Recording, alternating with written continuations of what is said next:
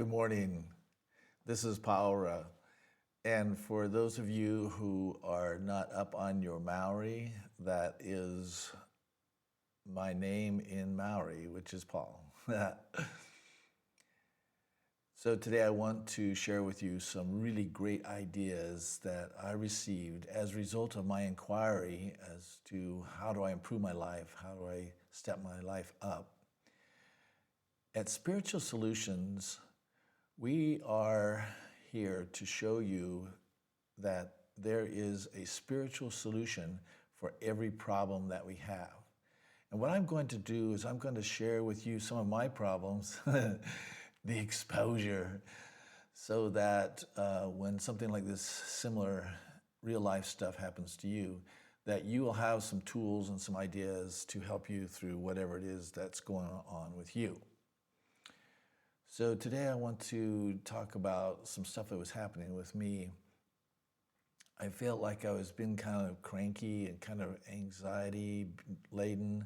I feel like I've been letting some stuff get to me. And so I went to the divine and asked the goddess about this situation and what's been happening with me. I'm trying to find this balance between putting attention on problems, getting them sorted out, versus being all kind of irritable and cranky about them not happening. I had several issues with this solar panel installers that are giving me some trouble. I'm having trouble with my car insurance, stuff, just basic stuff.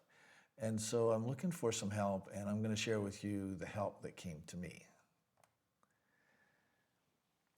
So the idea here is that every small thought we have has an effect on us and what happens. And what she shared with me is that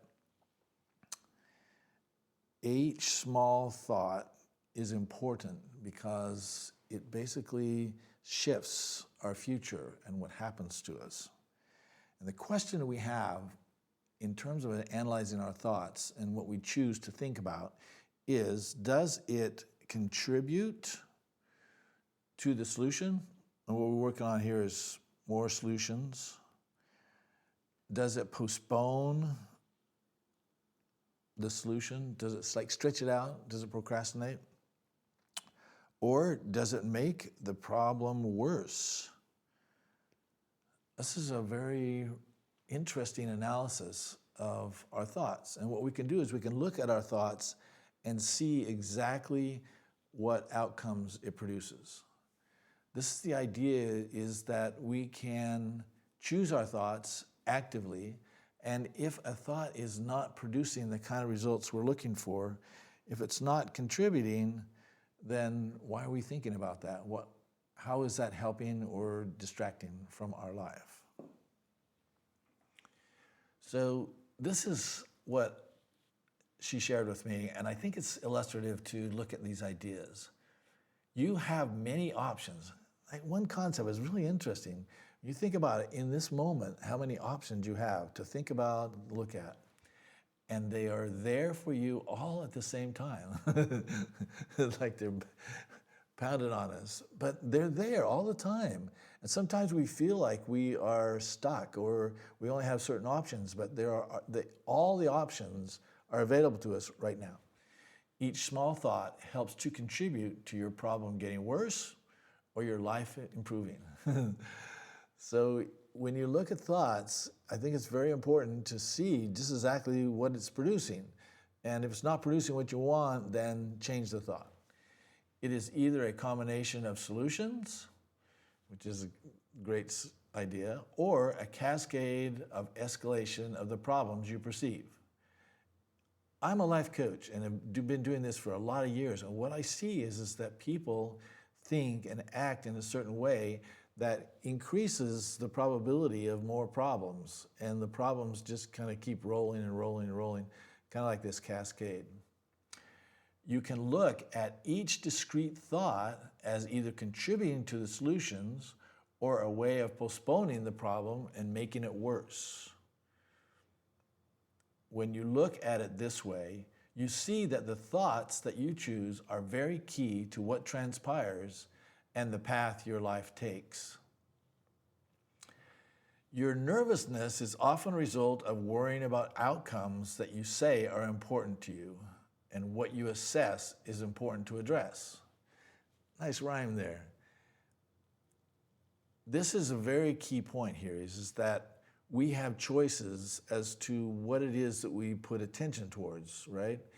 And if we look at a particular outcome as inevitable or something that's going to happen, we can shift our focus away from that, and we can also shift away from worrying or fretting. We can also just think about something else, right? Just go elsewhere, and everything changes as soon as we do that. You can see that many disagreements about money and how the money is spent. While money is a key element of life as you know it, is also a contributor to a lot of stress and anxiety. I think because I grew up poor and because money was always an issue even in my adult life, then I've kind of obsessed about it, like, oh no, will I have enough here? Will I have enough here? Will this be okay? Will this be okay? And so some of these outcomes as it relates to the situation with my house or different things that's going on in my life often revolve around money. And that is a choice. Often it's a choice to add stress and anxiety to my life and to my day. And so I can choose to think about other things that are different than money. And what she's implying here is that money doesn't exist in other domains, in their domain. And so when we choose to focus on quality, on our characteristics, on what it is that we can do to improve our life, then it makes a very, very big difference. So there's a lot of interesting material here. In summary, each small thought makes a difference. We can choose our thinking, we can choose what we think about, and we also choose our levels of anxiety and our outcomes based on what it is that we choose on our lives. I recommend that you look at your thinking and find some really great thoughts to shift your life and the path that you have into different spaces. I love you, and I look forward to our conversations and talking about this some more. Thank you.